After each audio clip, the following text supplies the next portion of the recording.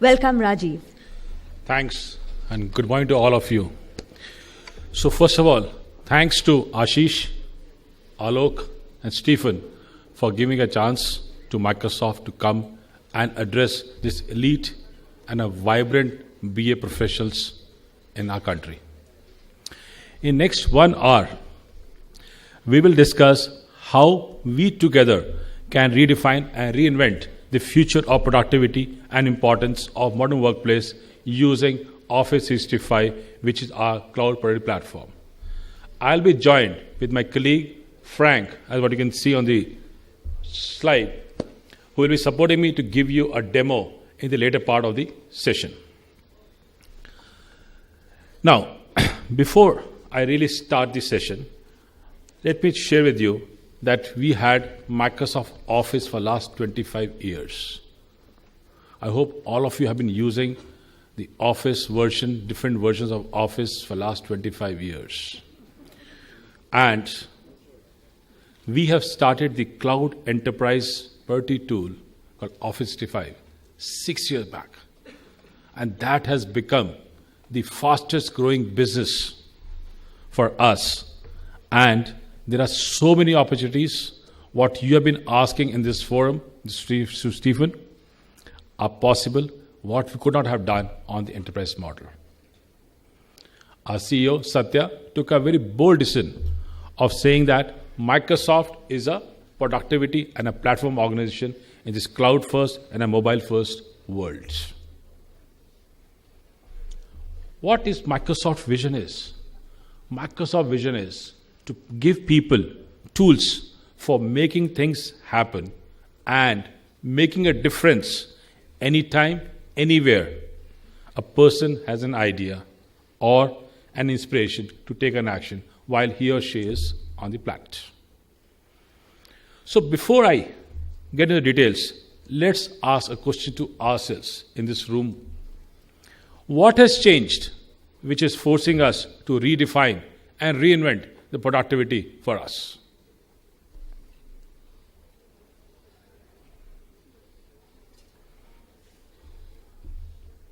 We live in a world where devices outnumber the people and create more data than what we can consume.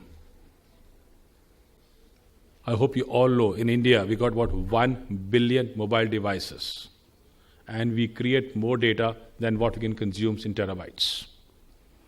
The pace of change is faster than we can ever think of. The technology has led to disruption not in the personal life as well as in the professional lives. Gone are the days when we get up in the morning and we listen to those religious songs. We first look at the emails, the Facebook, the Twitters, or the world. You'll be surprised to hear that average Indian in this country spend 81 hours a month on the internet. We are the second largest user of Facebook in the world. A third largest user of Twitter in the world. Imagine, even our Indian society has changed dramatically. Gone are the days when we used to have those kabadi walas coming to our home, picking up those newspaper at every Sunday in a month, once in a month. We have OLX, quicker. You want to sell anything? Take a picture of it. Somebody calls you up and takes away. So even our Indian society has changed a lot.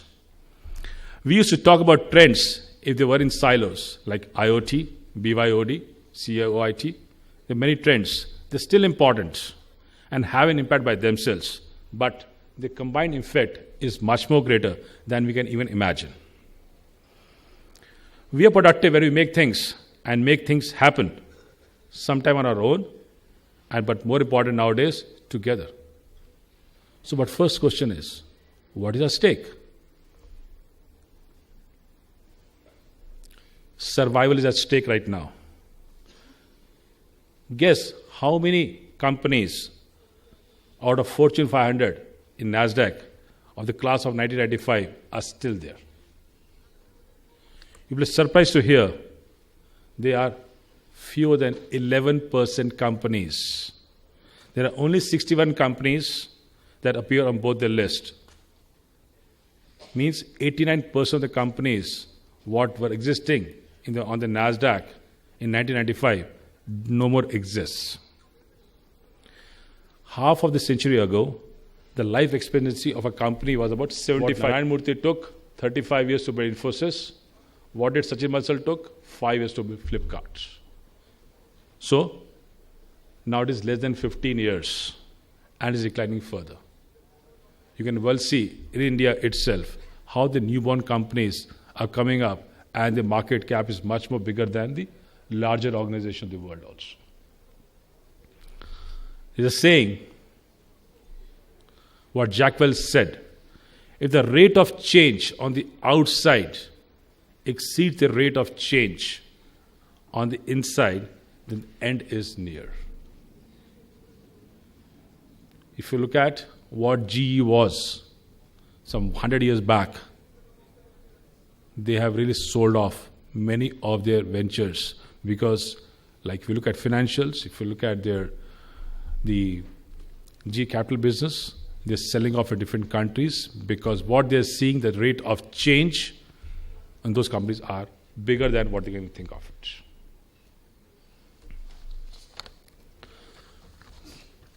Second, now networks. How many of you can live without a mobile phone today? And that too without 3G or 4G on your phones? None of us can live on it. Networks are becoming the organizing principle for people to get together and create values. Gone are the days when we used to have family members coming to our home. We used to share albums of the photographs of the various vacations or various marriages or various celebrations we've done. Nowadays we have Facebook. We share online. We go to a restaurant. We have a good food. The photo is there in the next few minutes on the Facebook and with likes from different part of the world. The talent pool is also now global. It was global earlier with an offshore and on-site model, but it's become more global now. With 40% of the workforce in US are expected to be more of a contingent staff or a independent workers. And that's what we're seeing in India also now. And we're seeing that by 2020, people would be using more of networks to form virtual teams across the globe. Let me share an example here. A teacher in an education institution of a K-12. I had never imagined, 3 weeks back, I was presenting at a school to a board of directors. A teacher shared a day of life of a student. You'll be surprised to hear that that teacher had worked with 178 teachers across 178 countries, getting inputs with pictures, photographs, and the life of a student in those countries captured in just 3 weeks' time frame. That's how the network has become the organizing principle for us to get together and create value and share the knowledge for us. So this means the teams and collaborations are becoming more important for us. Hence, we used to focus, but already for tools for individual earlier. Now, in this networked world with tons and trillions of data what we have together, the value creation is shifting to be more collective. How together we can really be more collective and more productive to our organizations. Now, what does a modern business analyst want? What is he now? Initially, when the role of BA started, sometime about 3 or 4 decades back, even earlier to that, we used to send the business analyst to a client location or to the vertical head or to a domain person with the domain knowledge, understand the requirements, understand the business problems, and try to address it out. But nowadays, the modern business analyst, he will always be on mobile and always moving because he wants to handle multiple customers. And he wants to collaborate and learn always from his peers or from the people of the other organizations of the customer with whom he's working with. And grow up with the social network. Why this has come for the new business analyst? If you look at it, our new millenniums, the students or the young graduates, they have grown up not knowing in the world without social network. As I said a few minutes back, many of us get up in the morning, first thing we see is a Facebook or an email, depending on the role what he or she is carrying. So the young blood, as I see at my home with my 2 daughters, first thing at 6 or 6:30 when they get up, they really start putting likes, comments on their Facebooks. These young students or young graduates who really are taking up the new roles, they approach collaboration very differently. They are more inclined to put an early spark of an idea what they get and crowdsource the process of iterations among their friends or their peers what they have. Gone are the days when knowledge is the power. When we used to feel knowledge is the power what we have, it's to be hoarded, protected, and not to be shared without willingness. So the new millenniums had a social network. The new millennium have a pervasive connectivity and explorer devices. That's why what we see in India is about a billion devices, and the rate of which we are increasing the device penetration in our world, in India, is much faster than what we would see with the desktop or laptops in our country. Fleeting messages on Snapchats, group messages on WhatsApp have even replaced emails. Instant messaging as a tool of choice. I've seen recently in Pune, when I was addressing heads of the institutions, what they said that they have a challenge that students don't read emails. They don't get reminders. They have to send assignments or reminders on WhatsApp nowadays or on Snapchats. The society is changing much faster. So we must reinvent productivity, and this means we must make use of the technology, not simply to make more out of it, but to reinvent and rethink on productivity.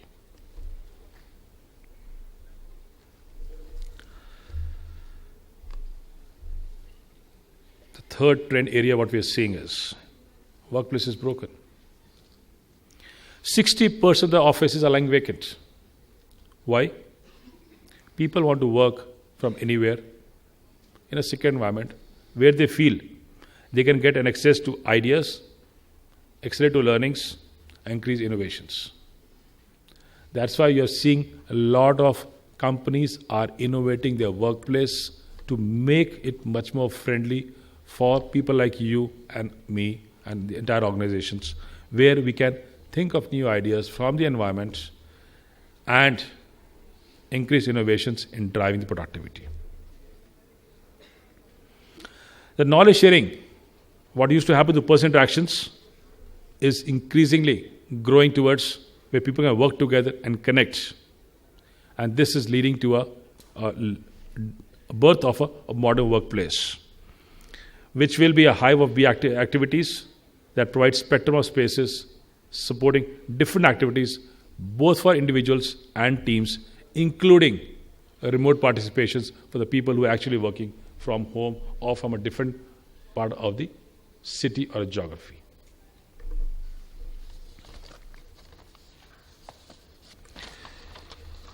So what does a modern workplace or a modern collaboration mean to us? First, it means ubiquity of clouds. This means shift from the world of individual creation, what we used to believe to have with one, to real-time, anytime, anywhere, collaboration and collective creations. The second part of modern means ubiquity of devices. The cloud is powering our devices. We believe that we live in a truly mobile world where your device can become my device. Microsoft has built a platform called Office 365, which works on iOS, Android, and Windows. Gone are the days that for having a having an Office, you need a Windows platform. You can have a same form factor of Office on an iOS, Android, on a Windows platform. So, what's there for the business analyst people sitting in this room?